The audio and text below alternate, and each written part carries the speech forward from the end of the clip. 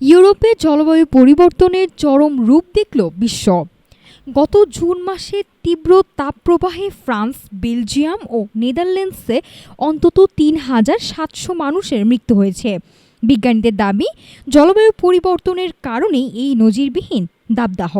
মাত্র এক সপ্তাহে তীব্র দাবদাহ, আর তাতেই লণ্ডভণ্ড ইউরোপের ৩ দেশ। জুন মাসের ২০ থেকে ২৮ তারিখ পর্যন্ত স্থায়ী হওয়া এই নরক গুলজারে প্রাণ হারিয়েছেন অন্তত ৩,৭০০ মানুষ। সবচেয়ে ভয়াবহ রূপ ছিল ফ্রান্সে। দেশটির জনস্বাস্থ্য কর্তৃপক্ষের মতে, তাপপ্রবাহের দিনগুলোতে স্বাভাবিকের চেয়ে অতিরিক্ত ২,০২৫ জনের মৃত্যু হয়েছে, যার মধ্যে ৪৫ বছরের বেশি বয়সীদের সংখ্যাই সবচেয়ে বেশি। প্রতিবেশী দেশ বেলজিয়ামেও পরিস্থিতি ছিল সমান ভয়াবহ। সেখানে মারা গেছেন প্রায় ১,২০০ জন, যার বড় অংশই বয়োবৃদ্ধ। একে নজিরবিহীন বলে উল্লেখ করেছে দেশটির স্বাস্থ্য মন্ত্রণালয়। আর নেদারল্যান্ডসে প্রাণ গেছে প্রায় ৪৮০ জনের।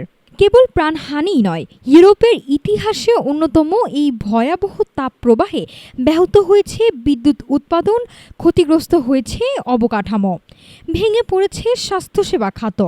পরিবেশ বিজ্ঞানীদের স্পষ্ট হুঁশিয়ারি, এই চরম আবহাওয়ার পেছনে দায়ী নিশ্চিতভাবে বৈশ্বিক জলবায়ু পরিবর্তন। আর এর প্রকৃত ক্ষয়ক্ষতির খতিয়ান হয়তো আরও দীর্ঘ হতে পারে। নাফসা সামিয়া, ঢাকা টুডে।